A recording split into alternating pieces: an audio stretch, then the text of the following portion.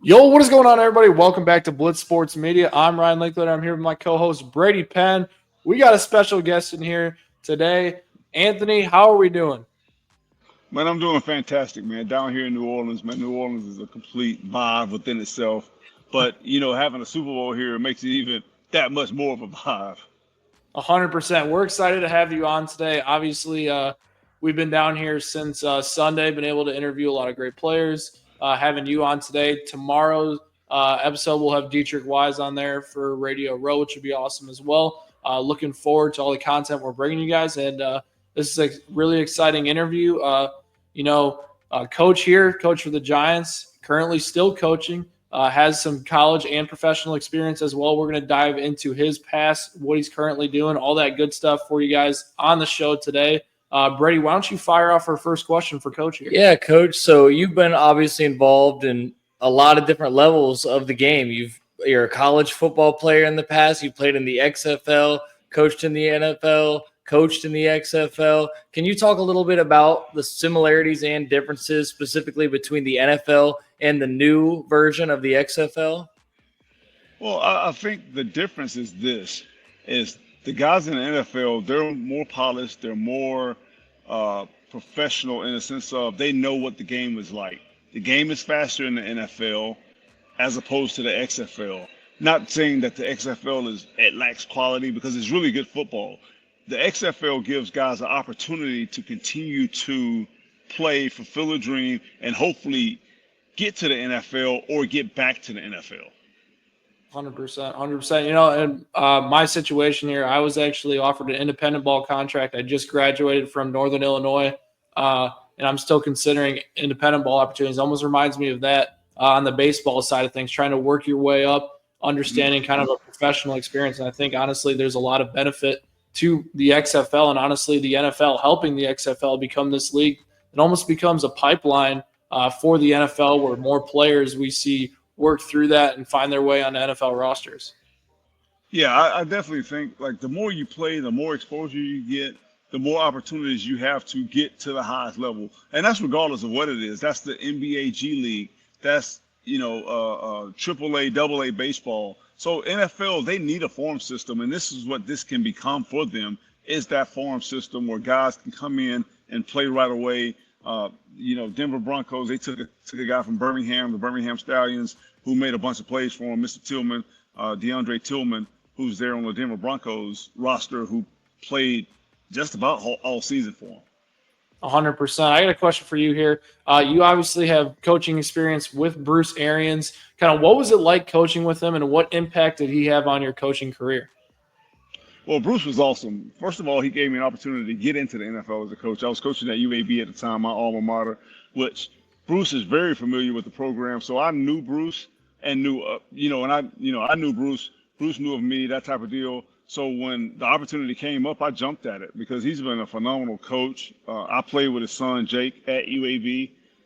But when I got to Arizona, he taught me how to coach NFL football. He taught me about situational football. He taught me about being a leader of men, being a leader and standing in front and letting people know that the buck stops here. So Bruce was great. Bruce had was very impactful on my coaching career. I'm standing here on Media Row partly because of Bruce, because I wouldn't have the NFL platform. I would not have been the XFL head coach if it wasn't for the opportunity that he gave me to come to Arizona in 2013.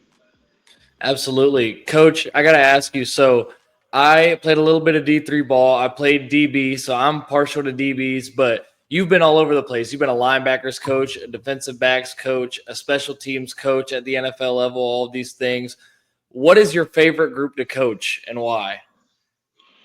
My favorite group at the time was the linebackers. And the reason why is because that was the first time I worked with them in the NFL. So it made me stay on point. Like I had to come to the meetings extra prepared, over prepared. And I just really had to do the extra. Like coaching DB sometimes because that's what I played, that's what I know. There's certain things that can just come easy or natural to you.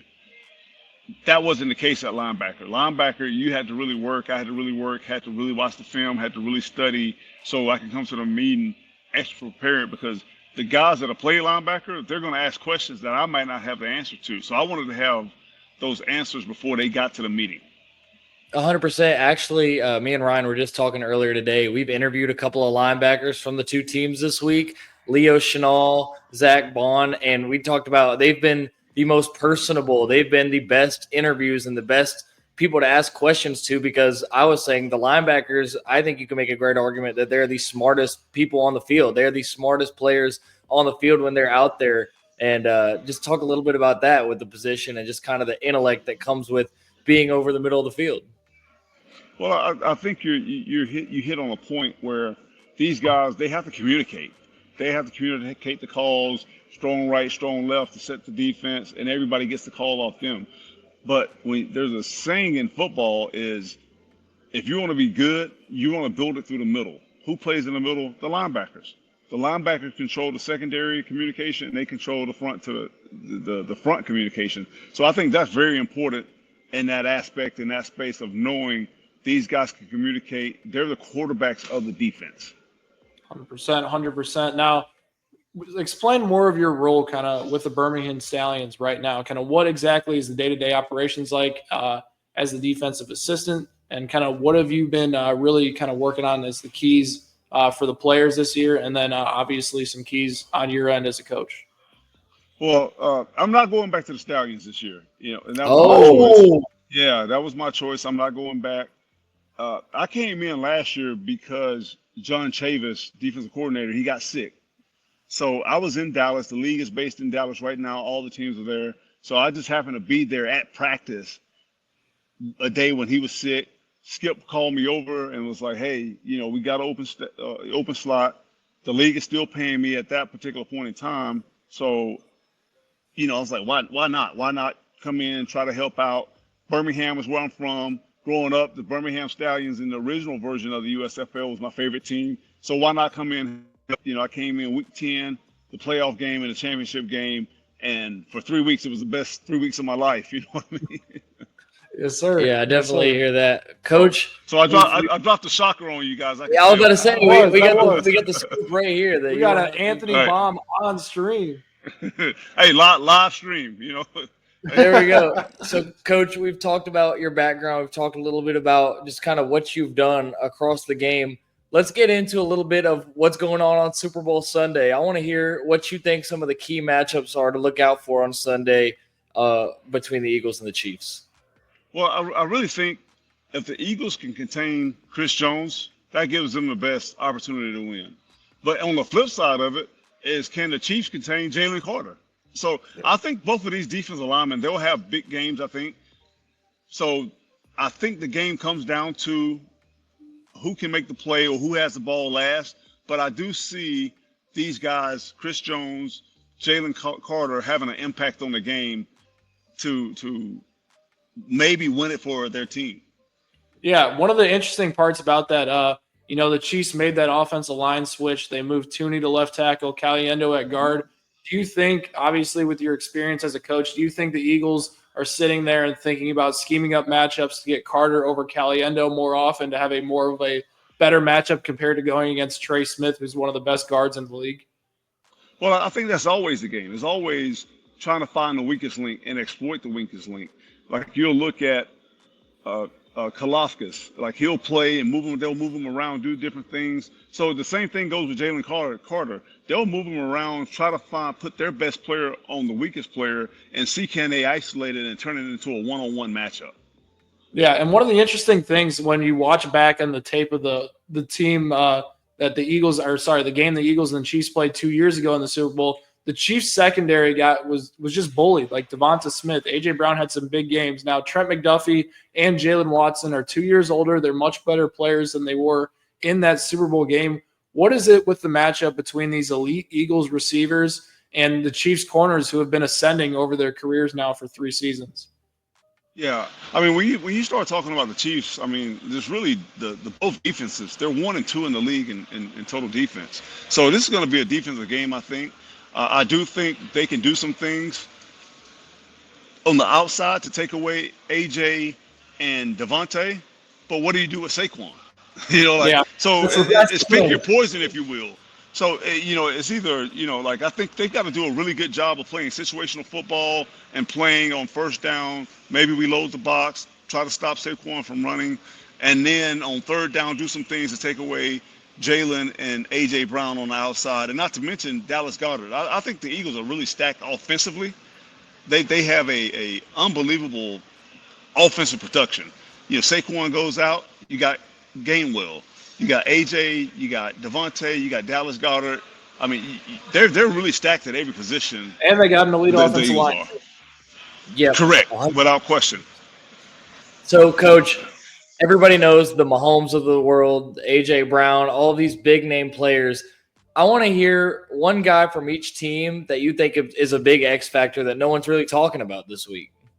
Well, I don't know if there's a guy that you haven't heard of. But I like I said earlier, Chris Jones, he's just so dynamic. But the defensive line, they don't get the credit that they deserve.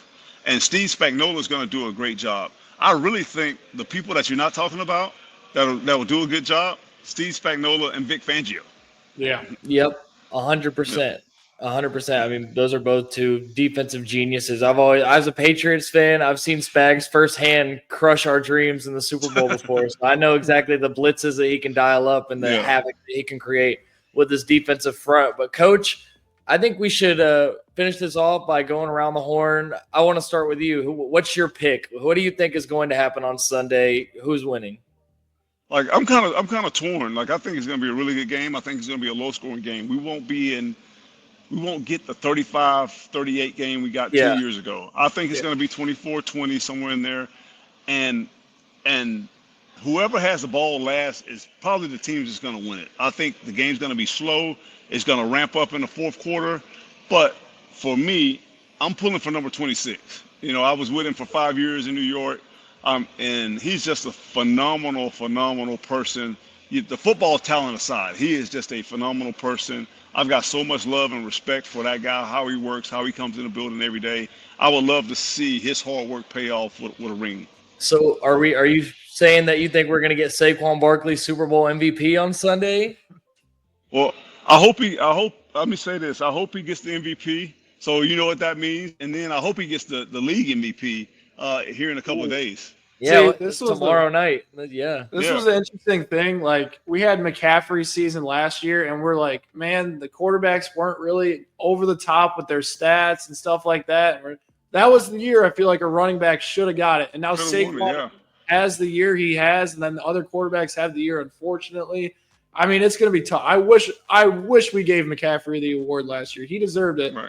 I feel like, as the MVP. I got one more quick question for you. Obviously, your experience with the Giants, you mentioned Saquon Barkley as one of those guys that you had a pleasure being around every single day. What are some other guys that, not necessarily don't get talked about being, great guys in the locker room and great players out there in your time in New York? Well, I'll be honest with you, and the guy that takes really a lot of the blame for what happened in New York, but Daniel was a phenomenal guy. I heard that. Worked hard. I mean, and he was just one of the guys, and I love DJ too. I got a lot of love for DJ. I'm happy for him and that he's got to Minnesota. I hope he can have a resurgence, if you will, there in Minnesota. I don't know what happens if he's a free agent after this year. I don't know the contract situation, but I hope wherever he lands, he can have a phenomenal career and bounce back, similar to what Sam Darnold did this year. Yeah, and I mean, you see guys like you mentioned Sam Darnold. You got Carson Wentz now with the Chiefs. I mean, Wentz likely might get another shot this year. I don't think it's out of the question that Daniel Jones gets another shot. We saw, I mean, even with Dable this year, he was able to produce some games where you're like, man, Daniel Jones looks like a pretty good quarterback. In other games, he just didn't have a chance with kind of the talent around him they had this year in New York. So it's definitely interesting for sure. I think Daniel Jones, I think there is a chance. And, he'll be at the Super Bowl. Saquon's got him up in the suite. For this game. So Saquon and DJ are still pretty tight. So we'll see. Maybe he could be another guy in Philly. They added that elite quarterback mix they got there. So who knows?